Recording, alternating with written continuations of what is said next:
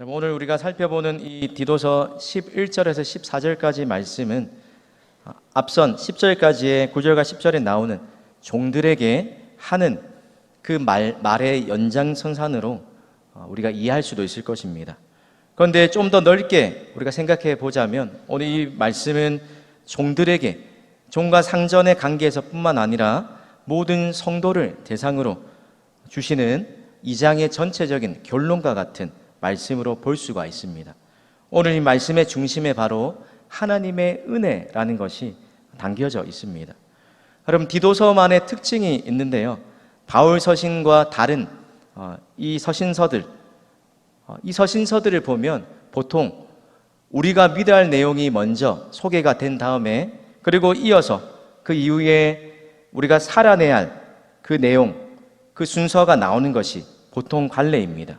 그래서 바울 서신을 보면 우리의 믿음의 내용이 앞서 나오고 이 둘을 이어주는 그러므로라는 접속사로 이후에 이런 믿음을 가지고 살아가는 성도가 이러이러한 삶을 살아야 한다라고 그렇게 보통 바울과 다른 서신서들을 보면 그렇게 소개가 되어 있습니다. 그런데 오늘 우리가 살펴보는 이 디도서를 살펴보시면 조금 순서가 뒤바뀌어 있다는 겁니다. 바로 디도서만의 특징인데 윤리적인 권면을 먼저 한 이후에 그 이후에 그렇게 살아야 할 신학적인 그 이유들, 근거들을 제시하고 있다는 겁니다. 우리가 1장과 2장 10절까지 살펴본 것처럼 그레데 섬에 이러이러한 장로를 세워야 되는데 교회의 일꾼들을 세워야 하는데 그 직분에 합당한 사람의 됨됨이가 어떤지를 윤리적인 면으로 또 신앙적인 면으로 소개했습니다. 그리고 이후에 또 가정 안에서 젊은 교회라는 가정 안에서 늙은 남자와 여자 또 젊은 남자와 여자라는 그 대상에게 어울리는 모습이 어떤 것인지를 먼저 소개했습니다. 그리고 오늘 본문이 이어지는데요, 2장 1절부터 3장 8절까지는 앞서 나왔던 이 그레데 섬에 침투해 있었던 거짓 교사들과 다른 그들의 생활과 대조되는 성도의 삶의 모습에 대해서 보여주고 있는 본문입니다. 특별히 오늘 11절부터 14절까지는 왜 성도가, 왜 그리스도인이 경건한 삶, 다른 말로 하자면 성화의 삶을 살아야 할 그 이유가 어디에 있는지, 그리고 우리가 그런 삶을 가능하게끔 하는 그 근거가 어디 있는지를 보여주고 있는 말씀입니다. 사랑하는 성도 여러분, 저와 여러분이 하나님의 말씀을 쫓아서 바른 교훈에 합당한 그 모습, 바른 교훈에 합당한 삶을 살아가야 할 그 이유가 무엇 때문입니까? 우리로 무엇이 성도다운 삶을 가능하게 하는지 오늘 본문의 11절에 이렇게 이야기합니다. 우리 11절 말씀을 우리 앞에 화면을 보고 함께 읽겠습니다. 시작. 모든 사람에게 구원을 주시는 하나님의 은혜가 나타나. 여러분, 앞에 보면 가로에 제가 의도적으로 넣은 말이 있는데 왜냐하면 이라는 말입니다. 여러 번 수차례 우리가 또 말씀을 나눌 때마다 몇 번 말씀드렸던 것처럼 오늘 본문도 앞의 내용과 연관이 있는 것을 보여주는데 바로 왜냐하면 이라는 말로 시작이 된다는 겁니다.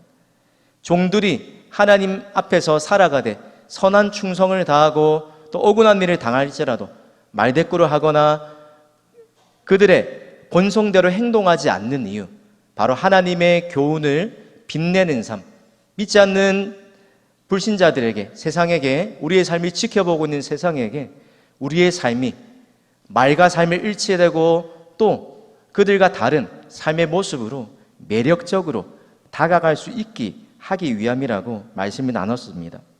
여러분, 오늘 그런데 이런 삶을 가능하게 하는 이유, 그렇게 살아야 할 이유가 무엇인지를 11절에 무엇이 나타났기 때문이라고 이야기합니까? 하나님의 은혜가 나타났기 때문이다 라고 이야기합니다. 그 은혜가 구원을 주시는 은혜다라고 오늘 디도가 이야기합니다. 14절까지 이 하나님의 구원의 은혜가 저와 여러분의 삶을 어떻게 변화시키셨는지, 그리고 이 은혜가 우리를 어떠한 삶을 살게 만드는지를 보여주고 있는 것입니다. 하나님께서 모든 사람에게 구원의 은혜를 나타내 보이신 목적, 그리고 그 은혜를 받아 누리면 우리가 어떤 태도로 삶을 살게 되는가? 이 질문에 대한 답을 우리 12절과 13절에 디도가 이렇게 이야기하는데, 우리 12절과 13절 말씀도 우리 함께 화면을 보고 읽겠습니다. 시작. 우리를 양육하시되 경건하지 않은 것과 이 세상 정욕을 다 버리고 신중함과 의로움과 경건함으로 이 세상에 살고 복스러운 소망과 우리의 크신 하나님 구주 예수 그리스도의 영광이 나타나심을 기다리게 하셨으니. 아멘. 우리가 읽었던 이 말씀을 통해서 오늘 본문이 우리에게 첫 번째로 말하고 있는 것이 있습니다. 바로 구원, 그 이유가 우리의 믿음 생활에 있어서 더 중요하다는 것입니다. 구원을 받는 것도 중요하지만 구원을 받은 그 이후에 성도의 삶이 중요하다는 것입니다. 오늘 모든 사람에게 구원을 주시는 하나님의 은혜를 설명하면서, 그리고 이 은혜가 우리를 양육하는데 은혜와 양육과 관련된 우리가 눈여겨볼 동사가 세 가지가 나옵니다. 이 은혜를 우리가 받게 되면 또 이 은혜가 우리를 양육할 때 어떤 삶을 살게 되는지, 버리고 살고 기다리는 이 삶을 은혜가 우리의 삶에 하게 되는 일이라는 것입니다. 여러분, 하나님의 은혜가 우리를 양육하시되 라고 말하는데, 양육하다는 말은 교육과 징계하는 것, 그리고 격려와 교정한다는 의미를 담고 있습니다. 그러니까 이 은혜를 받으면 이 은혜가 우리 속에 구원을 얻는 그 순간뿐만 아니라 구원을 얻고 성도가 된 그 이후에 우리 속에 끊임없이 역사하면서 우리가 성도답게 살아가는 삶이 무엇인지 가르쳐주고, 또 우리를 훈련시키고 죄에 대하여는 죽고 의에 대하여는 살도록 우리를 성화의 훈련을 시키고, 또 우리가 하나님의 말씀에 따라 살도록 교육하는 그 기능들을 은혜가 우리를 양육한다라고 표현하고 있는 것입니다. 여러분, 하나님의 은혜가 우리 속에 임하게 될 때 우리가 어떤 삶을 살도록 우리를 훈련시킬까요? 은혜를 받으면 경건하지 않는 습관과 또 세상의 정욕을 우리가 버리게 되는 그 일이 우리 안에서 일어나게 된다는 겁니다. 오늘 디도가 말하는 버린다라는 이 말은 쉽게 말하면 거절하거나 또 부인하거나 의절한다라는 그 의미를 담고 있는 단어입니다. 여러분, 세상의 정욕 그리고 경건하지 않는 것들을 버린다라고 버린다라는 이 부분을 영어 성경에 보니까 은혜가 우리에게 경건하지 않은 것과 세상 정욕에 대해서 노라고 말하도록 양육, 가르친다라고 이야기하고 있습니다. 그런 의미에서 은혜 받은 사람에게 나타나는 특징이 있다라는 겁니다. 바로 그것이 무엇이냐면 버려야 할 것과 취해야 할 것이 무엇인지를 분명하게 구분하게 된다는 것입니다. 우리가 무엇을 붙잡고 또 무엇을 버려야 하는지를 분명하게 그 기준이, 그 구분점이 분명해지고 선명해진다는 것입니다. 여러분, 하나님의 은혜가 우리 속에 들어오면, 우리가 구원의 은혜를 깨닫게 되면 우리의 삶에 나타나는 변화, 하나님이 원하시는 거룩한 삶으로 점점 더 나아가는 성화의 삶을 살게 되는 것입니다. 우리 안에 분명한 구분점이 생겨서 예수를 믿기 전과 후가 조금씩, 그리고 또 확연히 달라지게 되고, 우리가 이전에는 스스럼 없이 이것이 아무 거리낌이 없다라고 했던 행동들도 성도가 된 이유는 어떻게 됩니까? 조심하게 되고, 또 세상 사람들이 예스라고 말해도 하나님의 말씀이 그렇지 않다라고 말하고 있기 때문에 은혜가 우리가 경건하지 않은 것과 세상의 정욕들에 대해서 노라고 말할 수 있는 그 삶을 살도록 우리 안에서 역사하게 된다는 겁니다. 우리 안에 버릴 것뿐만 아니라 성도가 분명히 붙잡아야 할 것을 오늘 디도가 이야기하고 있는데, 그 복스러운 소망이 어떤 것일까? 바로 기다린다라고 표현하는데, 무엇을 기다립니까? 크신 하나님 구주 예수 그리스도의 영광이 나타나심을 기다리게 하셨다라고 이야기합니다. 이전에 우리가 즐겼던 그 세상 것들, 또 예수를 믿은 이후에도 해도 되고 안 해도 되는 애매모호한 것이 있지만, 그러나 하나님을 기쁘시게 하는 삶을 살기 위해서 우리가 그것들을 노라고 말할 뿐만 아니라 이제는 표대를 향하여 달리는 삶을 살아가면서 우리의 분명히 나아갈 방향을 알기 때문에 분명히 붙잡아야 할 소망을 그것을 구별하면서 살게 된다는 것입니다. 바로 그것이 예수님의 영광의 나타나심, 재림을 기다리는 것입니다. 여러분, 오늘 본문에 은혜가 나타났다, 또 오늘 그리스도의 영광의 재림을 기다린다라는 이 표현을 보면 성도의 삶이 어떤 것인지를 우리에게 알려주고 있습니다. 구원을 받아서 이미 구원을 받은 존재이지만 그러나 영광의, 예수 그리스도의 영광의 그 재림, 우리의 구원의 완성이 임하기를 기다리는, 이미 임한 하나님 나라와 오고 있는 하나님 나라, 완성될 하나님 나라, 그 사이에서, 이 둘 사이의 긴장 속에서, 이미와 아직이라는 긴장 사이에서 우리가 살아가고 있다라는 것입니다. 여러분, 이런 삶을 살기 때문에 오늘 영생의 소망을 가진, 그리고 재림과 하나님 나라에 대한 이 소망 때문에, 그것을 소망하며 살기 때문에 더 이상 우리가 세상에 집착하거나 세상의 정욕에 물들어 살지 않도록 우리를 붙들어 준다는 겁니다. 이 둘 사이에서 그보다 더 좋은 영광스러운 미래를 기다리며 살게 한다는 것입니다. 사랑하는 성도 여러분, 구원받은 성도, 구원 이후의 삶이 중요하다라고 말씀드렸는데, 오늘 구원받은 성도는 구원의 감격과 기쁨을 누릴 뿐만 아니라 구원받은 이후에 하나님의 백성답게 살기 위해, 그 성화의 삶을 위해 끊임없이 몸부림치고 또 말씀에 따라 살기를 사모하는 삶을 살게 됩니다.